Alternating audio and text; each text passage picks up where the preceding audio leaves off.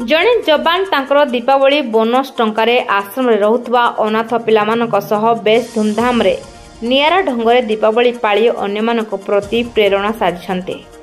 बालेश्वर जिला खैरा ब्लॉक डगरपड़ा ग्राम रे थिबा विवेक भारती सेवाश्रम रे खैरा ब्लॉक गोड़िया ग्रामर जवान तथा युव समाजसेवी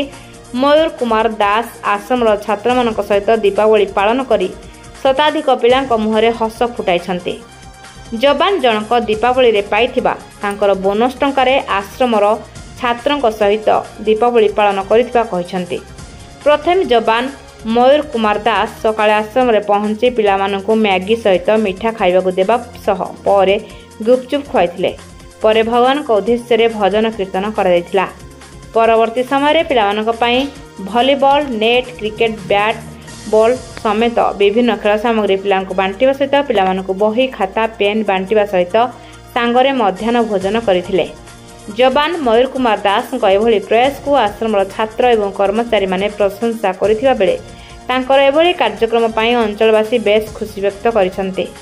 साधारणतः परिवार सहित रहुथिबा पिलामाने समस्त पर्वपर्वाणी पालन करुथिबा बेले आश्रम रे रहुथिबा पिलामाने विभिन्न समय एही पर्व पालनरु वंचित होइथान्ते। याको दृष्टि रे रखी आश्रम पिलांक सह दीपावली पालन करिथिबा जवान श्री दास कहिबा सहित से पूर्वरु आश्रम को आसी विभिन्न समय रे पिलामानकु सहयोग हाथ बढ़ाइथिबा बेले से आगामी दिन रे एभली कार्य को जारी रखिबे बोली कहिसन्ति। विवेक भारती आश्रम प्रतिष्ठाता गणेशानंद पुरी एवं आश्रम छात्र एवं कर्मचारी माने बेस खुशी थिबा प्रकाश करछन्ति। एही कार्यक्रम रे जवान मयूर कुमार दास समेत बालेश्वर जुग गुरु मुक्तिकांत पाणिग्राही आश्रम प्रतिष्ठाता स्वामी गणेशानंद पुरी चक्रधर प्रधान अमित कुमार बेहरा निरंजन बेहरा प्रमुख उपस्थित थे। साधारण भाव में जवान मैंने सर्वप्रथम कह गले जो उत्कृष्ट कार्य कर प्रशंसनीय बेस प्रशंसनीय किंतु आमर जो वर्तमान जो आम देखुं धनतेरस आरंभ कर दीपावली जो शुभ पर्व धन्वंतरी आयुर्वेद शिरोमणि धन्वंतरी स्वास्थ्य ठू आरंभ कर सामाजिक मानसिक सब प्रकार संपन्नता जो कार्य चली तार भितर जो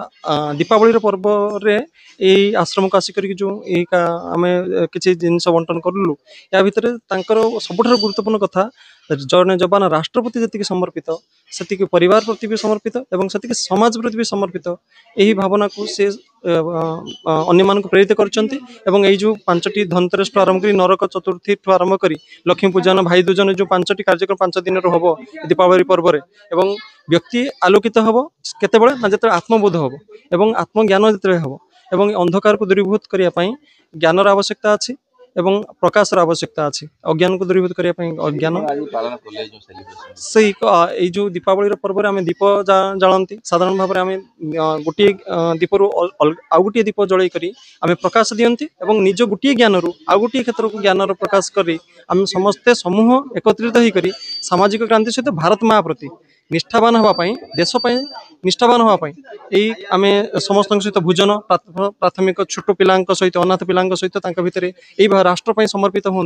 एवं भारत माँ प्रति समर्पित हूँ यही भाव को जागृत करने आम आज कर मध्याह्न भोजन प्राथमिक भोजन प्रभात भोजन एवं मध्याह्न भोजन सहित किसी खेलकूद खेल स्वास्थ्य अच्छी समृद्धि अच्छी से खेल विभिन्न सामग्री आम देलु जोटि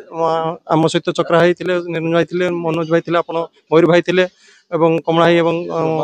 भाई माने थिले यह किसी कथा अच्छी आम केवल व्यावहारिक नुहे केवल शब्द नुह कर्मांतर देखई प्रति वर्ष जो बोनस टंका पाती विभिन्न क्षेत्र में दियंती केतले पशु मान जलदान केतले सामाजिक अनाथ व्यक्ति को एवं जो अनाथ आश्रम में आसिक जो पिला मानक आज देले यह भूरी भूरी प्रशंसा करती आम अंचलवासी एवं आम जेहेतु आम गोटे समाजसेवी एवं अनेक समाजसेवी मैंने प्रशंसा करती एवं सामाजिक क्षेत्र में बहुत अवदान अच्छी। रामेश्वर भारत बेहरा